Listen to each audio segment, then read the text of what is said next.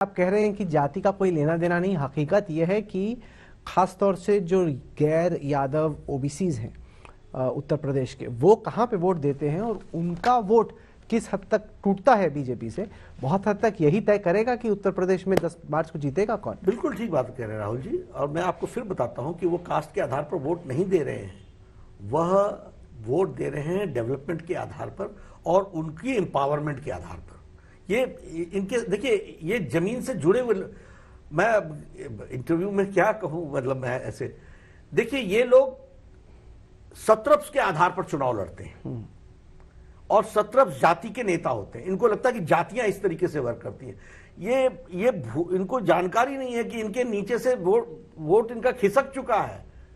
लोग निषाद को, राजभर को तोड़ के तो आप ही लाए थे। लोग वोट दे रहे हैं प्रधानमंत्री आवास योजना को, लोग वोट दे रहे हैं आयुष्मान भारत को, लोग वोट दे रहे हैं प्रधानमंत्री गरीब कल्याण अन्न योजना को, लोग वोट दे रहे हैं प्रधानमंत्री किसान सम्मान निधि को, लोग वोट दे रहे हैं स्वच्छता अभियान के इज्जत घर को, और लोग दे रहे प्रधानमंत्री गरीब कल्याण अन्न योजना में जो अन्न दिया गया है। कुछ हद तक जो आप कह रहे हैं वो सही है, लेकिन वो ज्यादा होता है लोकसभा के चुनाव में, क्योंकि अगर हम लोकसभा चुनाव के बाद जो राज्य सरकारों के चुनाव हो उसमें बीजेपी का औसत वोट प्रतिशत जो है वो करीब 13% गिरा, जिसमें महाराष्ट्र में 9% गिरता है, हरियाणा में 22% गिरता है, झारखंड में 22% गिरता है, दिल्ली में 17% और बिहार में 11%। और इसके पीछे की वजह यह है कि जो सेंट्रल स्कीम्स है जिनका आपने नाम लिया, वोटर्स को बाकी राज्यों में ये लगता है कि हाँ वो तो मोदी जी ने किया, हमने मोदी जी को दे दिया, यहाँ का हिसाब तो हम अलग लेंगे।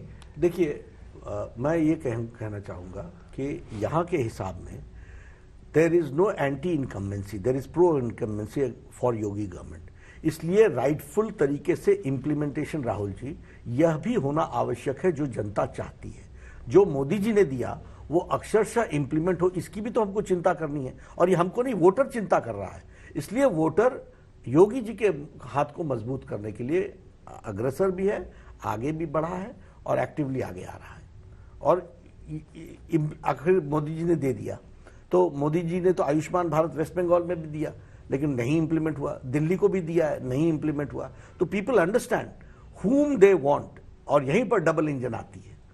प्रधानमंत्री गरीब कल्याण अन्न योजना योगी जी का भी आ रहा है, मोदी जी का भी आ रहा है, योगी जी का भी आ रहा है। जनता चाहती है और जनता ने देखा है कि उनको एम्पावर किस तरीके से किया है, उनकी जीवन में बदलाव किस तरीके से आया है। मैं आपको उदाहरण देता हूं, एक महिला मिली, बोले वोट किसको देंगे, मैं इंटरैक्ट करके बताता हूं आपको। बिटवा को वोट देंगे, कौन, मोदी जी को। क्यों?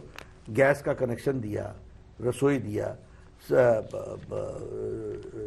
इज्जत घर दी और हमारा मकान बना के दिया, मेरी तो जिंदगी बदल गई।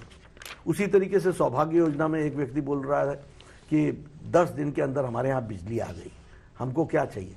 तो ये एक बहुत बड़ा, और मैं मानता हूं कि एक जमाने में जातियों के ही आधार पर वोट पड़ते थे, यही तो ये लोग वोट बैंक पॉलिटिक्स करते थे। मोदी जी ने इस बात को अब भारत के राजनीति में इसके रोल को कम किया है और लोग अब अपने एम्पावरमेंट के साथ जोड़ करके अपने वोट को देखें। पर आप ये मानेंगे कि रोजगार बड़ा मुद्दा है, क्योंकि जैसे हम हमारे तमाम रिपोर्टर्स की जो रिपोर्टिंग देख रहे हैं उसमें बेरोजगारी की चर्चा हो रही, युवाओं से बात करो, लाजमी तौर पे, क्योंकि इकोनॉमी भी रिसेशन के दौर से गुजरी है, पैंडेमिक भी रहा, कोविड भी रहा, इस सब के चक्कर में आप मानते हैं कि रोजगार एक बहुत बड़ा चैलेंज है?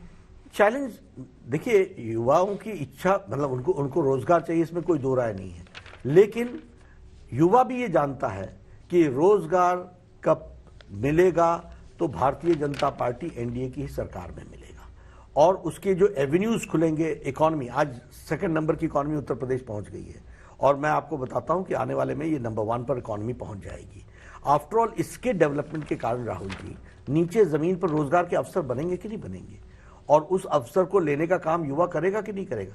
इसलिए आशा भी है, तो वो भारतीय जनता पार्टी। मुझे तो बहुत खुशी हो रही है कि अखिलेश जी को इस बार विकास नाम की चीजों पर चर्चा, हालांकि उनके लिए प्रेम तो जिन्ना और इन्हीं सब चीजों से है, उनका भाषण इन्हीं सब चीजों पर होता, और मुझे बहुत दुख भी होता है कि उनके वक्तव्य सुनता हूं या इन लोगों के, तो ये जिस तरीके से छीटाकसी करते हैं उसमें कोई सब्सटेंस नहीं होता। विकास डेवलपमेंट की तरफ लोग जा चुके हैं। वो कह रहे हैं मैं तो इतनी मेहनत करता हूं, अब मैं अपना नंबर दे रहा हूं, योगी जी का नंबर ले लो, सुबह सुबह फोन करो देखो कौन जगता है, वो तो कह रहे हैं योगी जी सुबह सुबह जगते ही नहीं है। ये अब जो ये कहता है कि योगी जी सुबह जगते नहीं है, वो किस दुनिया में है राजनीतिक दृष्टि से, और उनको जमीन के धरातल की कितनी जानकारी है, ये इसके बारे में वह इसका पटाक्षेप हो रहा है। This speaks volumes about his knowing about Yogi Adityanath. तो आप इसी से अंदाजा लगा सकते हैं कि उनको जमीन की जानकारी कितनी है।